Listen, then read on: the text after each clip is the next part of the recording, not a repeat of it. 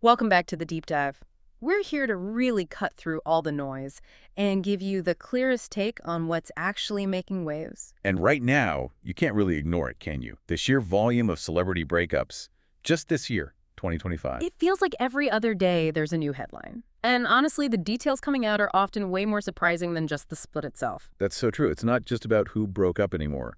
What we want to dig into today is the really complex stuff behind it, the money, the personal stories, how the public sees it all. Hmm.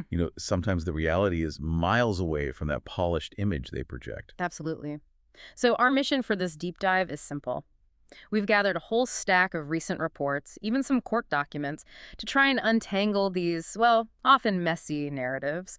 We want to pull out the key bits of information, the insights that matter, basically giving you a shortcut to understanding not just who split, but the surprising dynamics really driving things. We're definitely going to focus heavily on Denise Richards and Aaron Phypers, that whole unfolding situation. Yeah, and then we'll connect their story to some of the broader trends we're seeing across the board with celebrity relationships this year. And just so you know where we're getting this from, we've looked at a real mix of sources. Right, everything from the big entertainment news outlets, Wonderwall, TMZ, people, the ones, to financial reports, like from the Economic Times, and even stuff from reality TV sites and online forums, trying to get multiple angles. Okay, let's get right into it. The big one dominating the news cycle. Aaron Phypers filed for divorce from Denise Richards. Yep, July 7th, 2025, filed in Los Angeles. And the reason cited: the standard irreconcilable differences. Basically, the marriage is broken beyond repair in legal terms, He listed the separation date as July 4th, just a few days before filing. which officially ends their marriage after, what was it, 6 years? They got married September 8th, 2018. Exactly. But what really makes you sit up and take notice are the details in those court documents, especially Aaron Phypers' financial claims. Okay, lay it on us. What's he saying? Well, first off, he claims zero income since October 2024. Zero. How's that possible? He states he had to close down his wellness company, Quantum 360 Club. He'd been self-employed there since November 2018. Okay, zero income. But then the expenses he listed, they're just, wow. Tell me about it. He reported monthly expenses totaling $105,000 a month. $105,000 with zero income. What's that even cover? Look at this. $20,000 for clothing. 20 grand on clothes every month. Apparently so. And then there's $18,000 for rent. Okay, rent, high rent in LA maybe, but the clothing bill is wild. What else? Food is another huge one. He lists a combined $25,000 just for food. 25 grand. How? Well, he breaks it down. $15,000 on eating out and another $10,000 on groceries and household supplies. That's a lot of eating out and groceries. Then you've got $15,000 for entertainment, gifts, and vacations, plus other significant costs like $7,000 for childcare for Eloise. Right, Denise's daughter. We'll come back to that. Yep. Also, $8,000 for utilities, $5,000 for home maintenance, another $5,000 for laundry and cleaning. It's a long list. But wait, amidst all that spending, what about savings, insurance, anything like that? That's the kicker. He claims $0 spent monthly on life or accident insurance, savings, investments, or charitable contributions. So, massive lifestyle spending, but zero going towards, well, future security or anything like that. Exactly. It paints a very specific picture, doesn't it? High immediate expenditure, nothing long-term. It could be strategic, in a divorce filing. It certainly makes you wonder. And he's not just listing costs, right? He's actually asking for money from Denise. Oh, yeah. He's seeking spousal support. And is also asking to keep certain things, his power tools, a motorcycle, that Ford Shelby GT500 sports car. He wants those kept separate, along with other assets and debts. Okay, so if he wants spousal support, he must be arguing she makes significantly more. Precisely. Aaron's filing estimates Denise earns more than $250,000 per month. $250,000 a month? From where? He lists OnlyFans, TV shows, brand partnerships, paid appearances, basically multiple income streams. Okay, the OnlyFans mention is interesting because didn't Denise talk about him helping with that? She did. That's a fascinating detail included. Apparently, Aaron helped produce content for her page. Denise even said something like he knows what guys like and helped her curate it. She's apparently in the top 1% on the platform. So wait, he helped generate income for her business, claims zero income for himself, and is now seeking support based on her earnings. That's the situation presented in the filing, yes. It definitely creates a complex dynamic for any spousal support argument. You think? I mean, how does that usually play out when one spouse helped the other build their income stream? Well, it can really muddy the waters. It shows how intertwined their lives were professionally and personally. Makes it harder to just draw a clean line separating their finances post-split. Entangled is right. Let's rewind a bit. How did they even meet? It was something unusual, wasn't it? He was at his place in Malibu, this healing center. Denise apparently went there for preventative DNA repair. Preventative DNA repair. Right. Sounds very Malibu. Doesn't it? Anyway, whatever it was, it sparked a connection, and things moved fast. Like really fast. Weren't they engaged for barely 2 days? Less than 48 hours, yeah. Then married in Malibu, September 8th, 2018. And didn't she wear like a romper so she could ride off on his motorcycle? That's the story. Definitely fits the whirlwind narrative. So whirlwind romance, and then there's the family aspect with Eloise. Right. Aaron legally adopted Denise's youngest daughter, Eloise, back in 2019. Denise adopted her initially in 2011, so Eloise is 13 now. But didn't the divorce filing say no minor children? Yeah. Even though he listed childcare expenses for her? It did. And that contradiction is telling. It highlights that gap you sometimes see between, say, the day-to-day reality of caregiving or financial support and the strict legal definition of parental rights in a divorce context, especially with adoptions in blended families. Interesting legal point. And just for context, this wasn't Aaron's first marriage, right? No, he was briefly married to Nicolette Sheridan.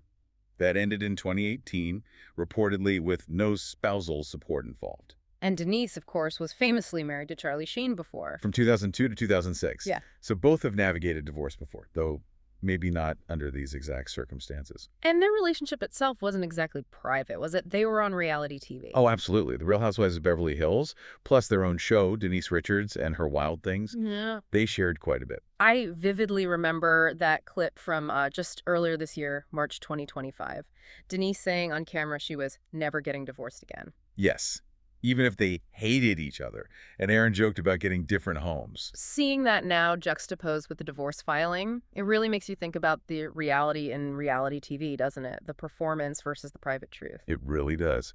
And there's another major piece here we need to talk about. The business lawsuit connection. Ah, right. The trouble at his wellness clinic. Exactly. Back in November 2024, a lawsuit was filed against Aaron's clinic, Quantum 360. A man named Rupert Perry sued, alleging he paid $126,000 for a stem cell treatment for his late wife's sarcoma. Wow. What were the claims? The suit alleges the clinic claimed a 98% success rate and promised a 50% refund if it didn't work, which, according to the lawsuit, it didn't. Okay, so that lawsuit hits in November 2024. And then in his July 2025 divorce filing, Aaron claims he had to close the business and has had zero income since October 2024. The timing is, shall we say, noteworthy. It definitely adds another potential layer to the narrative behind the divorce filing and the claim of financial distress. Could be directly linked. It certainly raises questions about the sequence of events and the potential motivations. And, this whole Richards-Phypers situation, as dramatic as it is, isn't happening in a vacuum. No, it really feels like 2025 has just been relentless for celebrity splits. It really has. Their story kind of exemplifies this wider pattern we're seeing. Relationships in the spotlight just seem under immense pressure, and we're seeing a lot of them buckle publicly this year. And the way they end is so varied, too. You've got some that seem surprisingly, almost strategically amicable. Definitely. Look at Katy Perry and Orlando Bloom. Almost a decade together, they split, but the immediate focus was co-parenting, love, stability, mutual respect, very controlled messaging. Like a PR-managed uncoupling. Pretty much. And you saw similar vibes with Dermot Mulroney and Prima Apollinaire using mediators aiming for amicable, even with him asking for spousal support. Scott Wolf and Kelly Wolf, too, right? Her Instagram post talked about a long, quiet journey moving forward with integrity. Yep. And Jessica Alba and Cash Warren, same thing. Statement about love and kindness and respect remaining forever family. Courtney Ford and Brandon Ruth, another joint statement about a new journey as friends and co-parents. It's a clear pattern of trying to manage the narrative positively. But then you have the total opposite end of the spectrum. Oh, yeah, the really messy ones that just explode publicly. Like Lil Wayne and Denise Bidot. Her alleging he dumped her via text on Mother's Day while she was recovering from surgery. Plus, abuse claims.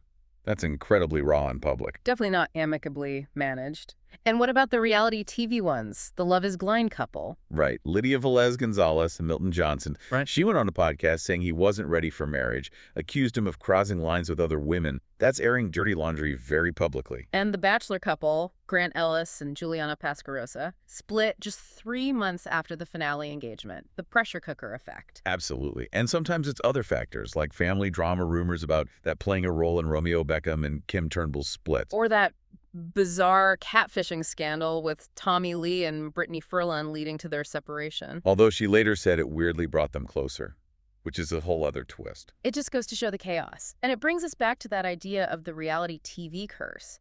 Lisa Rinna and Harry Hamlin had thoughts on that, didn't they? They did.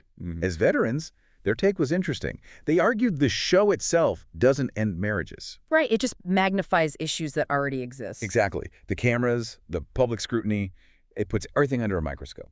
And all that footage, those public statements like Denise's never divorcing, it becomes leverage, right? Ammunition in the divorce. For sure. It provides, as someone put it, ample B-roll for leverage. Every on-camera promise or argument can be replayed and reinterpreted, especially when it contradicts the current reality of a divorce filing. And the finances become front and center, too. Those filings make everything so public. It leads to what you could call an alimony tug-of-war that often gets way more attention than just standard celebrity news. The numbers themselves become the story. It's like the polished facade just shatters when those legal documents hit the public record. You see the strategy, the arguments. It reveals a reality that's often way more complex and, frankly, more calculated than any simple headline can capture. So wrapping this all up, this deep dive really gave us a peek behind the curtain, didn't it? Into the hidden complexities when these high-profile relationships end so publicly. Definitely. Beyond the headlines, you find these surprising financial claims, totally conflicting stories from each side, and, of course, the huge impact of reality TV. Yeah, we saw how things said on camera can literally end up as evidence in court, and how these very personal celebrity stories actually mirror bigger trends in society about relationships, about how much we share, especially online. It makes you realize just how blurry the lines of privacy have become, especially for people living under that constant digital spotlight. Which leaves us with a final thought for you, the listener, to chew on. When celebrity splits become this public, this financially transparent, what does private life even mean anymore in our digital age? And maybe more importantly, how does seeing all this scrutiny play out affect how we think about relationships, not just theirs, but maybe even our own?